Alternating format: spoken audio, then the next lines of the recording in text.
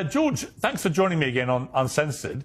You appear to have gone into some form of grief about the downfall of this ruthless, vile dictator. Why?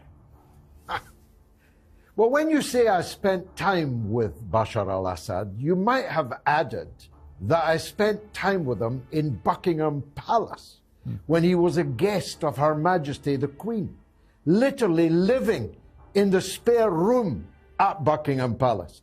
The night before, going down the Mall in an open-top coach with Her Majesty on a royal trot around central London. You might have mentioned that Tony Blair suggested a knighthood for Bashar al-Assad. I've met him once, twice in my life, and the second time, not on my own. So grief, no, my grief is for Syria. My grief is for the Syrian people, who are now ruled by ISIS and al-Qaeda. And if you were being honest with yourself, knowing what you do about ISIS and al-Qaeda, you'd be grieving with me. But you cannot defend Assad's record of how he has treated his own people, given the scale of death, destruction, wrongful imprisonment, torture, and so on. Can you?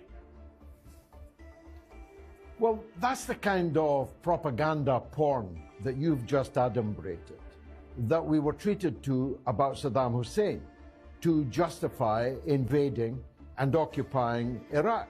Both you and me, to our eternal credit, saw through that because we refused to abstract.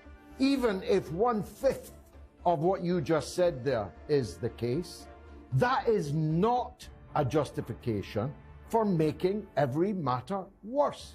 Now, it's true that Paul had a dramatic conversion on the road to Damascus, but we know al-Golani. He wasn't just the number 2 to Zarqawi in Iraq. He was the al-Qaeda number 2 in Iraq, killing British soldiers, by the way, killing American soldiers, by the way. And then he went to Syria and became the number 2 to al-Baghdadi, the founder of ISIS in Syria. So that would knock Paul's conversion on the road to Damascus into a cocked hat. Now, like you, I'm waiting for developments.